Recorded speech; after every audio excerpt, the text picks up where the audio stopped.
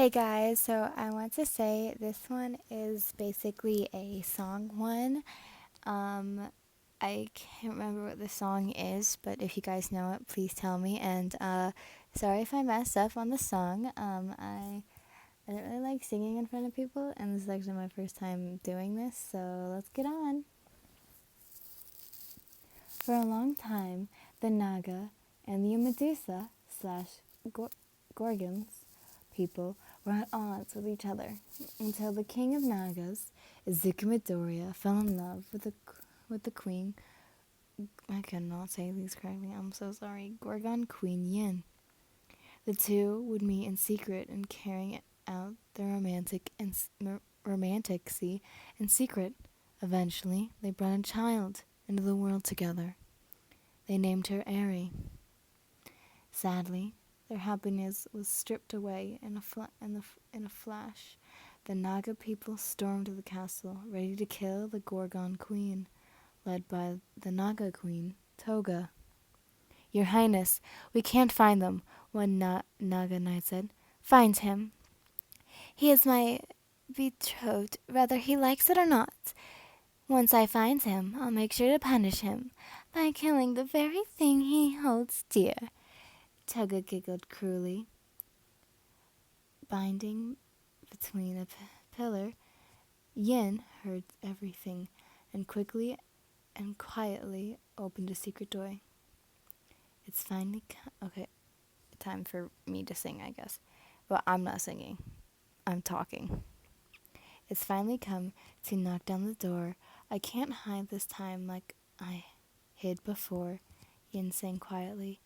The storm is quiet, the danger is real. Our time is running out. Don't feel, don't feel. I just remember the song shit. Izuku chained, oh god, chained to himself as he paced back and forth behind the secret door. Yin turned to see his lover shaking in fear. Fear will not be our enemy, and death is consequential. That's what they once said to me, and it's starting to make sense, Izuku said as he reached out and gently took her hands. All this pain, all this fear began because of me. Is this, they see, the thing I have to be? A monster? Yin said as tears ran down her cheeks. You're, uh, they're right. Has the darkness in me finally come to life? Am I a monster, full of rage, nowhere to go, but on a rampage? Or am I just a monster in a cage? Yin asked in despair. Izuku quickly pulled her into a hug, telling her she was no such monster. The knights and soldiers eventually found something strange on one of the walls. They were going to break it down. No harm comes to him, Toga said with a sadistic smile. Izuku and Yin quickly made their way down to the spiral staircase.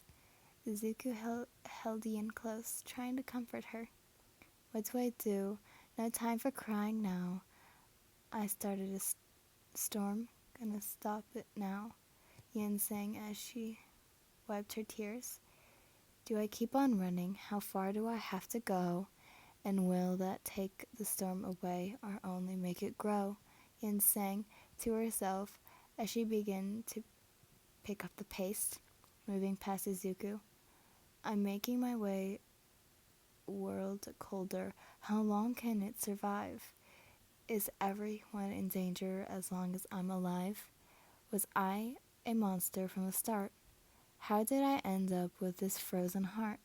Bringing destruction to the stage, caught in a war, and that I never meant to wage? Do I kill the monster? Yin sang in sadness as she began to sob in her hands. Izuku stood there, tears welling up in his own eyes, seeing his wife like this, shaking in fear. She was emotionally breaking down right in front of him. Father, you know what's best for me. If I die, will they be free? Yin asked and prayed to her father. Mother, what if after I'm gone the cold gets colder and the storm rages on? Izuku prayed to his mother. No, I have to stay alive to fix what I've done, to save the world from myself, and bring back the sun, she said as she ran over to his wife and pulled her into a passionate kiss. The couple ran to the nursery, over to the cradle, as Yin gently picked up Eri, and Izuku gave her a soft kiss on the forehead. Suddenly, the secret door was bashed open. The Naga soldiers came running down the stairs. With a heavy heart, Izuku activated the escape trapdoor. His wife and his baby Eri fell down the trap. Izuku! Yin cried out as she vanished into the darkness. If I'm a monster and it's true, there's only one thing that's left for me to do. But before I fade to white, I'll do all that I can to make things right, he sang as he grabbed his sword. I cannot be a monster. I will not be a monster, he said to himself as the knights started running towards him. Not tonight, Izuku shouted as he charged at them. They dragged Izuku to Toga in chains. Izuku tried to thrash against his chains, but only ended up tiring himself out. Toga smirked at Izuku's pathetic state as she grabbed him by the jaw and forced him to look up at her.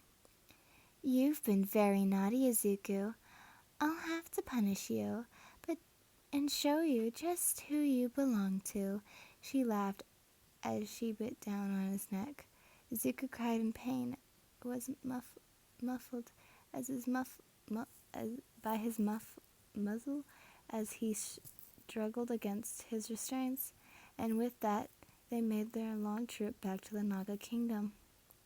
Just a few miles away, hidden within the trees, Yin could only watch in despair as her husband was taken away from her.